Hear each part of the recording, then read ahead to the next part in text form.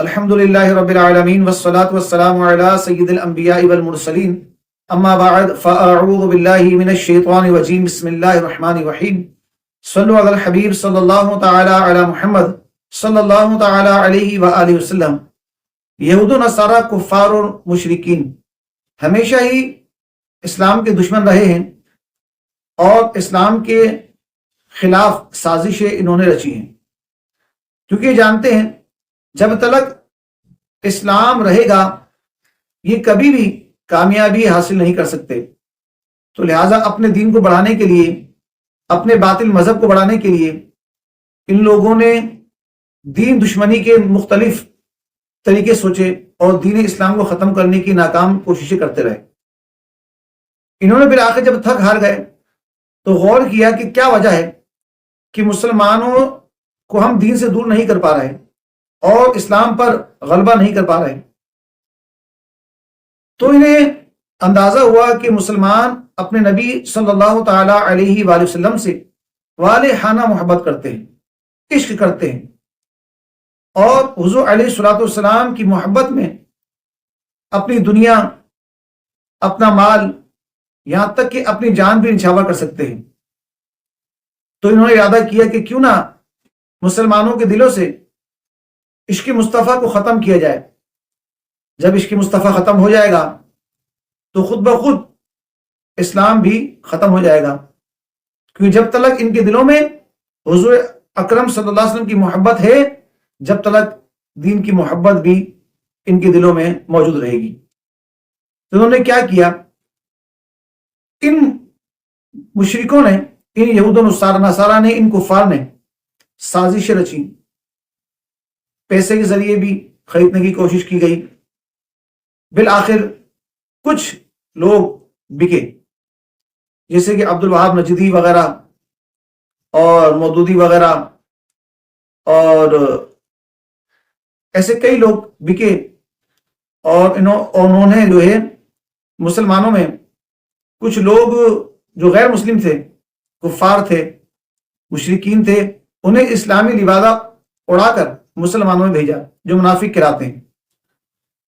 تو اب کیا ہوا کہ ان لوگوں نے مل کر وہ مسلمان جو نام و نہاد مسلمان تھے اور کام کر رہے تھے اسلام کے خلاف، اور وہ جو پہلے ہی سے کافر تھے، یہود و نصارہ تھے، اور مسلمانوں کا لبادہ، اسلامی لبادہ اوڑھ کر مسلمانوں میں داخل ہوئے وہ منافقین، تو یہ دونوں مل کر عشق مصطفیٰ کو مسلمانوں کے دلوں سے دور کرنے کی کوشش کرتے رہے، اور آج بھی ان کی کوشش جاری ہے۔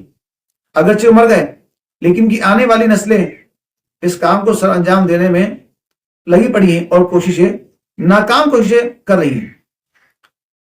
اب وہ یہ کہ کوئی تو اٹھا، اس نے کہا کہ حضرت آدم علیہ السلام انہوں نے شرک کیا، شرک کا ارتکاب کیا، اور شرک بالاطاعت کیا، شرک بالاطاعت کیا۔ تو آدم علیہ نبینا علیہ الصلوۃ والسلام کو انہوں نے مشرک کہا۔ اب بتائیے، اللہ کے نبی بھی مشرک ہوتے ہیں؟ تو یہ ایک چال تھی تاکہ مسلمانوں کے دلوں میں یہ آئے کہ دیکھو، انبیاء سے بھی شرک ہوتا ہے، تو اس سے بھی دور رہنا چاہیے، یہ نبیوں کی کوئی مقام، کوئی ہستی نہیں، نعوذ باللہ، یہ ہماری تمہاری طرح انسان ہوتے ہیں۔ اور انہوں نے یہ طریقہ اپنایا کہ حضور علیہ الصلوۃ والسلام کی مزار شریف کو بت قرار دیا، ان کی کتابوں میں لکھا ہوا ہے، اور انہوں نے کوشش یہ کی کہ کسی طرح تقلید کو ناجائز، حرام اور گناہ ثابت کیا جائے۔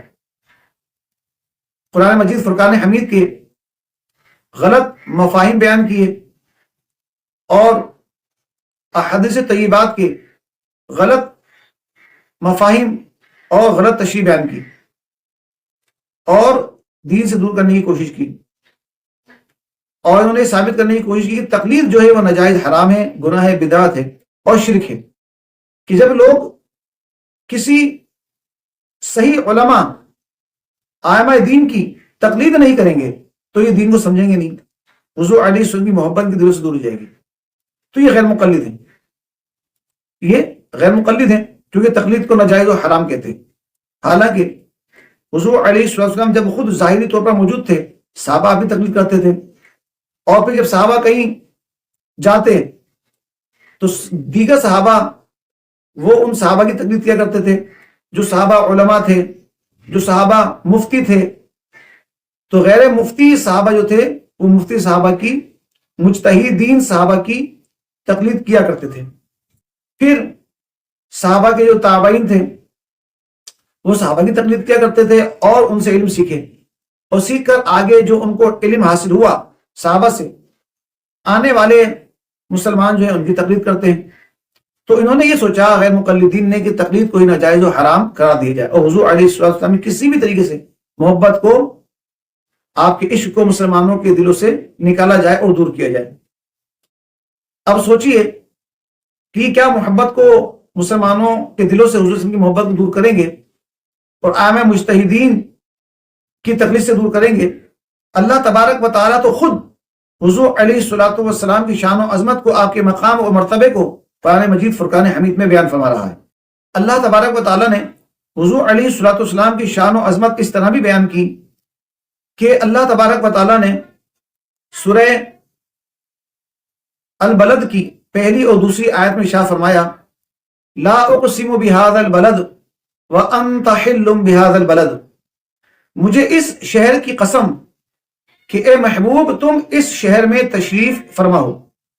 لا اقسم بہذا البلد، مجھے اس شہر کی قسم۔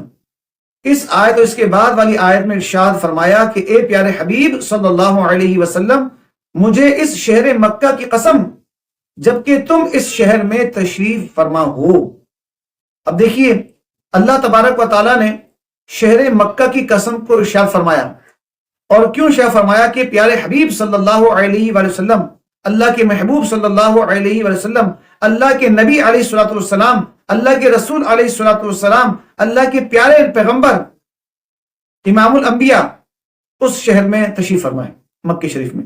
تو اللہ تبارک و تعالیٰ نے آپ کی موجودگی کی سبب، آپ کی تشریف فرما ہونے کے سبب شہر مکہ کی قسم ارشاد فرمائی۔ تو یہ عظمت، یہ شرافت، یہ فضیلت کس لیے ہے؟ حضور کی وجہ سے، کہ حضور علیہ الصلوۃ والسلام اللہ کے حبیب ہیں، اللہ کے پیارے ہیں، اللہ کے محبوب ہیں۔ تو آپ مکے میں موجود ہیں، آپ مکے میں تشریف فرما ہیں، تو اللہ تبارک و تعالیٰ ارشاد فرماتا ہے کہ پیارے حبیب مجھے اس شہر مکہ کی قسم کہ اس میں آپ تشریف فرما ہیں۔ مزید انشاءاللہ ہم سنتے ہیں حضرت علامہ شیخ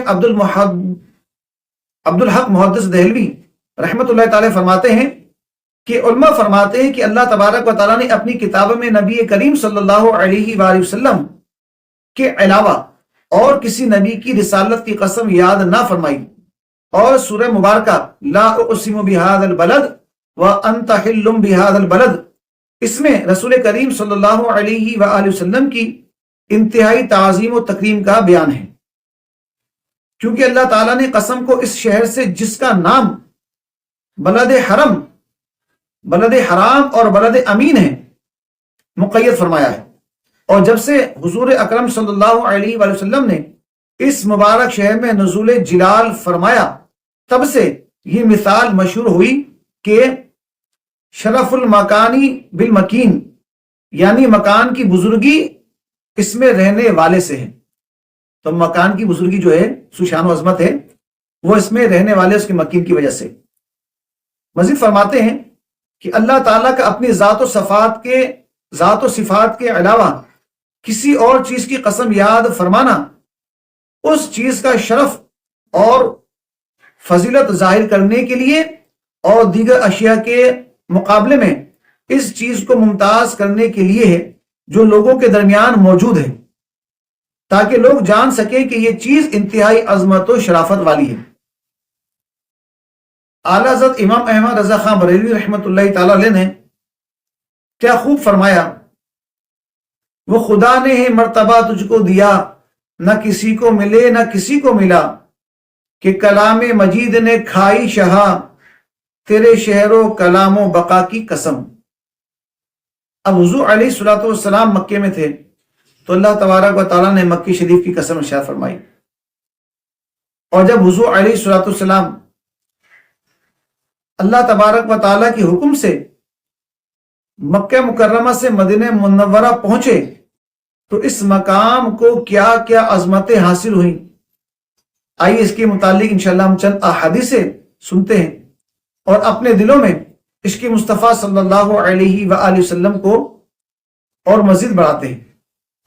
کیونکہ آپ نے سنا ہوگا کہ اہل الحدیث نام و نہاد، اہل الحدیث حضرات، اس فرقے سے تعلق رکھنے والے نام و نہاد توحید پرست اور غیر مقلدین، اپنے آپ کو سلفی کہلانے والے، یہاں تک کہتے ہیں کہ جب مدینے آپ لوگ آئیں تو یہ ارادہ، یہ نیت کر کے نہ آئیں کہ روزہ انور صلی اللہ علیہ وسلم کی زیارت کروں گا۔ کیوں؟ کیونکہ وہ شرک ہے۔ استغفر اللہ۔ حضور جہاں ہوں وہاں کی قسم اللہ تبارک و تعالی شاہ فرمائے، وہاں فضیلتیں ہوں، حضور خود مدینہ شریف کی فضیلت بیان کریں کیونکہ حضور موجود ہیں، تو وہ جگہ، وہ مقام جہاں خود حضور علیہ الصلوۃ والسلام جلوہ فرما ہیں، آپ کا روزہ انور، مزار شریف، اس کا مقام اور اس کی شرافت کیا ہوگی، اس کی عظمت کیا ہوگی، اس کی فضیلت کیا ہوگی۔ اور یہ نام و نہاد اہل الحدیث حضرات کہتے ہیں کہ مدینے آئیں تو روزہ انور کی زیارت کے لیے نیت کر کے نہ آئیں کیونکہ یہ شرک ہے۔ استغفر اللہ ربی من کل ذنب واتوب الیہ۔ انشاءاللہ کچھ فضیلتیں ہم سنیں گے۔ سب سے پہلی جو میں حدیث بیان کرنے لگا ہوں یہ بخاری شریف کی ہے اور حدیث کا نمبر ہے 1871۔ حضرت ابو ہریرہ رضی اللہ تعالیٰ عنہ سے روایت ہے، رسول اکرم صلی اللہ تعالیٰ علیہ وآلہ وسلم نے ارشاد فرمایا، مجھے اس بستی کی طرف ہجرت کا حکم دیا گیا جو تمام بستیوں کو کھا جاتی ہے، لوگ اسے یثرب کہتے ہیں، حالانکہ وہ مدینہ ہے، اور وہ برے لوگوں کو اس طرح دور کرتا ہے جیسے بھٹی لوہے کی میل کچیل کو دور کرتی ہے۔ سبحان اللہ۔ دیکھا؟ اور آج کے لوگ نام و نہاد اہل الحدیث کہتے ہیں کہ جب آپ حج پہ جائیں تو مدینے جانا کوئی ضروری نہیں ہے، وہاں کی نیت بھی نہ کریں۔ استغفر اللہ ربی من کل ذنب واتوب الیہ۔ خیر آگے چلتے ہیں۔ مسلم شریف کی حدیث ہے، حدیث نمبر 1385۔ حضرت جابر بن سمورہ رضی اللہ تعالیٰ عنہ سے روایت ہے، تاجدار رسالت صلی اللہ علیہ وآلہ وسلم نے ارشاد فرمایا، بے شک اللہ تعالیٰ نے مدینے کا نام طیبہ رکھا ہے۔ سبحان اللہ۔ نمبر 3، بخاری شریف، حدیث نمبر 1869۔ حضرت ابو ہریرہ رضی اللہ تعالیٰ عنہ سے روایت ہے، تاجدار رسالت صلی اللہ علیہ وآلہ وسلم نے ارشاد فرمایا، مدینہ منورہ کے دونوں پتھریلے کناروں کے درمیان کی جگہ کو میری زبان سے حرم قرار دیا گیا ہے۔ سبحان اللہ۔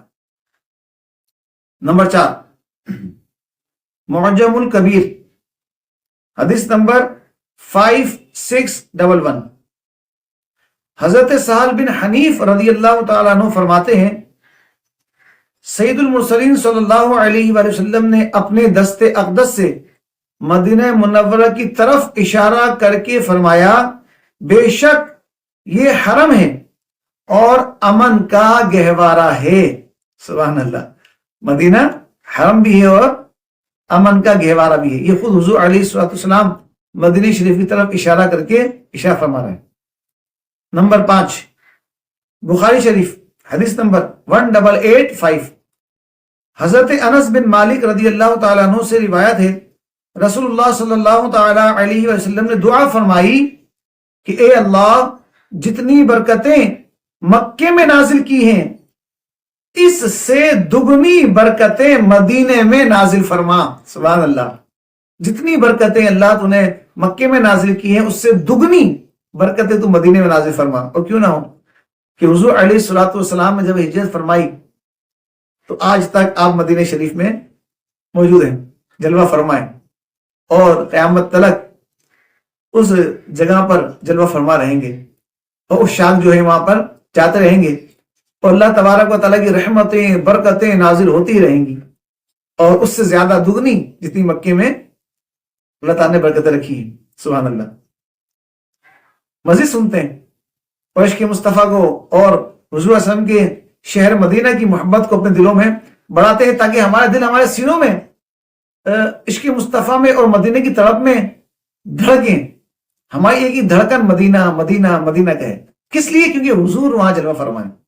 نمبر 6، بخاری شریف، سبحان اللہ، حدیث نمبر 1195، حضرت عبداللہ بن زید انصاری رضی اللہ تعالیٰ عنہ سے روایت ہے، حضور صلی اللہ علیہ وآلہ وسلم نے ارشاد فرمایا، میرے گھر اور میرے ممبر کے درمیان کی جگہ جنت کے باغوں میں سے ایک باغ ہے۔ سبحان اللہ، ماشاءاللہ۔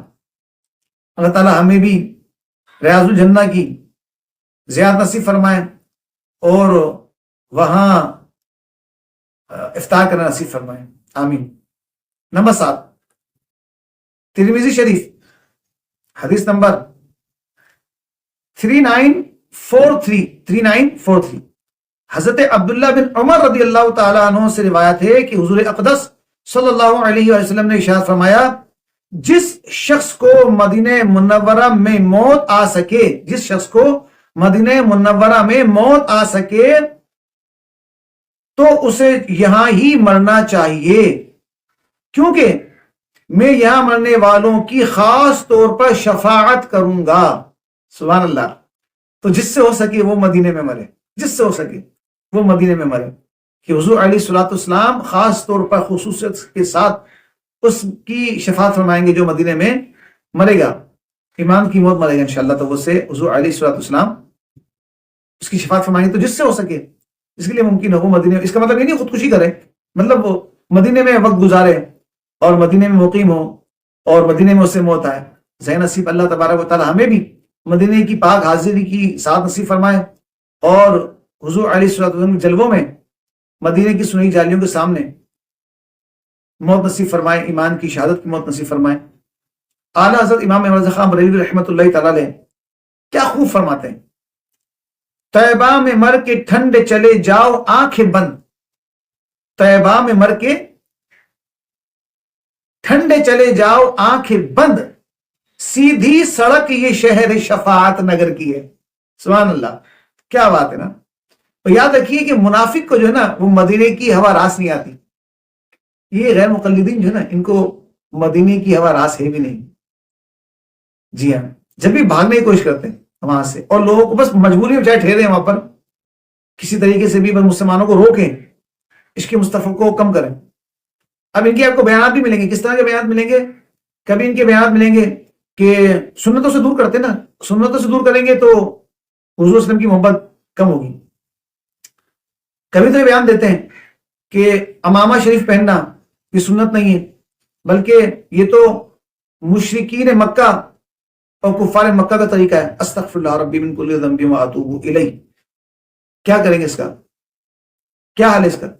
پھر رمضان مبارک کی رونق تراویح، اس کے متعلق کہیں گے یہ تو تراویح کوئی نماز ہی نہیں ہے، یہ تو بدعت ہے، جو عمر فاروق اعظم نے نعوذ باللہ شروع کی تھی وہ بدعت ہی ہے، یہ کہیں گے عمر فاروق اعظم کے بارے میں۔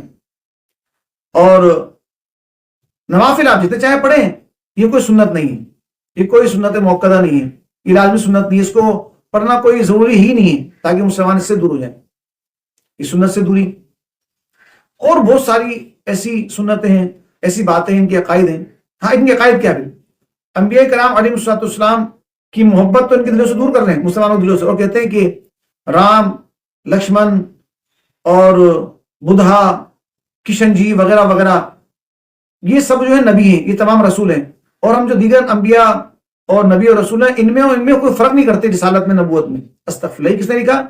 یہ غیر مقلدوں کے ایک وہابی عالم، بہت بڑے عالم ہیں، بلکہ عالم تھے، اب تو مر گئے وہ بھی، وحید الزمان، اور ان کی کتاب ہے ہدیۃ المہندی، اس کے اندر یہ بات لکھی ہوئی ہے کہ رام، لکشمن، کشن جی اور وغیرہ بدھا وغیرہ سب نبی ہیں اور رسول ہیں، اور ہم ان کے نبی اور رسول میں کوئی فرق نہیں رکھتے۔ تو لہٰذا جب ان کے عقیدے اس طرح کے کفریہ ہیں اور یہ حضور علیہ السلام کی محبت کو مسلمانوں کے دلوں سے دور کرنے کی کوشش کر رہے ہیں تو کس طرح ترقی کریں گے؟ دیکھیں تب بھی ان کے جو آباء و اجداد تھے وہ تھوڑے تھے، اور آج بھی جو ان کے ماننے والے ہیں غیر مقلدین وہ بھی تھوڑی تعداد میں ہیں، انشاءاللہ وہ بھی ختم ہو جائیں گے اللہ تبارک و تعالیٰ کے فضل و کرم سے۔ عشق مصطفیٰ دلوں میں بڑھائیں، اور عشق مصطفیٰ بڑھانے کا طریقہ یہ کہ حضور علیہ السلام کی سنتوں پر عمل کریں۔ جی ہاں، امامہ شریف وسطیٰ ضرور پہنیں، داڑھی شریف کی مٹھی رکھیں، اور سنت تراویح جو رمضان مبارک پڑھی جاتی ہے وہ پڑھیں، اور 12 ربیع الاول کو جو جشن ولادت مصطفیٰ صلی اللہ علیہ وآلہ وسلم منایا جاتا ہے جوش و خروش سے منائیں، کوئی غیر شرعی کام اس میں سرزد نہ ہو، اور جو کوئی کرے بھی تو اس سے لا تعلقی کا اظہار کریں۔